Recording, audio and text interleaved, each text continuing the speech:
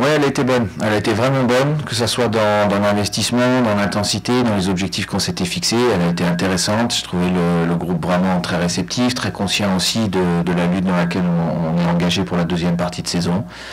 Voilà. Après, pour qu'on réussisse ce défi-là sur l'ensemble de la deuxième partie de saison, il nous faudra avoir le plus souvent possible un groupe complet, homogène, avec de la concurrence et la possibilité de faire jouer tout ça au quotidien. D'abord avoir à disposition un effectif complet le plus souvent possible, ça me semble indispensable, et ensuite être en capacité de recréer une dynamique, surtout une dynamique de victoire, puisque c'est ça qui permet de prendre beaucoup de points et de faire avancer au niveau du classement. Voilà, sur le plan comptable, on a fait trop de matchs nuls sur la première partie de saison, très peu gagnés, parce qu'on n'a gagné qu'une seule fois. Transformer 2 ou 3 matchs nuls en des victoires aurait certainement modifié un petit peu le regard qu'on aurait pu avoir sur notre première partie de saison et notre situation comptable. Voilà, donc pour ça, il faudra être capable de créer une dynamique et de performance et de résultats. Oui, enfin, de toute façon, quand tu vas à Paris et que tu t'appelles Strasbourg, quelles que soient les circonstances dans lesquelles tu vas à Paris, je ne pense pas que grand monde attende quelque chose de nous. Voilà. Et pour autant, on a aussi un devoir de faire un match le plus sérieux possible, le plus déterminé possible surtout, voilà, et puis de préparer ce qui va arriver derrière, puisqu'on a un enchaînement de matchs aussi derrière. Voilà, donc la préoccupation première, dans un premier temps, c'est de préparer le match de Paris, voilà, d'avoir le meilleur comportement possible, d'avoir la meilleure attitude possible sur l'ensemble de la rencontre surtout, en sachant qu'on aura des périodes où on va souffrir, mais il faut aussi qu'on ait des périodes où on soit capable de sortir la tête de l'eau et produire des choses.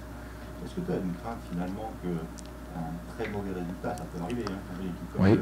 le PSG puisse finalement jeter par terre tout ce que vous avez fait dans le mois et demi qui vient de s'écouler? Déjà, j'ai pas envie d'y penser avant le match, et si ça devait arriver, on luttera tout de suite après le match, justement dans la tête des joueurs pour évacuer ça. Voilà, parce qu'il y aura 5 jours après la réception de Troyes, qui sera importante pour nous, mais je vais pas faire du foot fiction, et on va d'abord se préparer pour voilà, faire le meilleur match possible. Tu disais en tout début que c'était un nouveau départ de saison avec un mercato qui va s'ouvrir, qui risque de faire bouger les lignes. Tu as des attentes particulières qui ont peut-être pu cibler pendant cette trêve de cette période-là sur le marché? Oui, pas que depuis ce mercato-là, depuis un petit moment déjà. Après, il y a ce qu'on peut faire, ce qu'on peut pas faire. Et j'ai pas envie d'utiliser non plus voilà, la presse pour mettre une pression particulière. Le plus important, c'est d'avoir des échanges nombreux et quotidiens en interne pour savoir ce que chacun pense. Ensuite, la décision finale ne me revient pas. Et quand on questionne sur les besoins de l'effectif, sur ce qu'on pourrait améliorer, je le dis. Voilà. Il y a quelques mois derrière, avant la coupure, on parlait justement de spéculer sur ce qui allait se passer pendant cette trêve, comment les joueurs allaient revenir, dans quel état physique et mental. C'est quoi la réponse finalement? Nous, on a eu assez peu de joueurs finalement concernés par la Coupe du Monde. Question... Il y a une coupure pour eux, oui, pour les vacances, une coupure de 15 jours qui leur a permis, et sur le plan mental et sur le plan physique, de se régénérer, mais surtout sur le plan mental. Et puis après, il y a de nouveau une préparation. C'est pas ce que les joueurs préfèrent, les préparations. Hein. C'est une préparation d'1 mois, où il n'y a pas de compétition, où on travaille dur, on a travaillé très dur. Il y a eu des séances longues, des séances voilà, qui ont duré, avec du ballon, sans le ballon. C'est pas ce que les joueurs préfèrent, mais je louais tout à l'heure leur état d'esprit, l'investissement, la concentration qu'ils y ont mise, et c'est une réalité.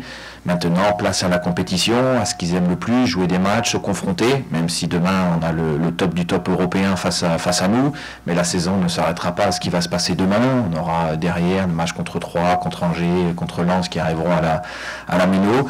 Et donc, voilà, ils vont pouvoir de nouveau retrouver un rythme normal de compétiteurs et de footballeurs de haut niveau avec la compétition.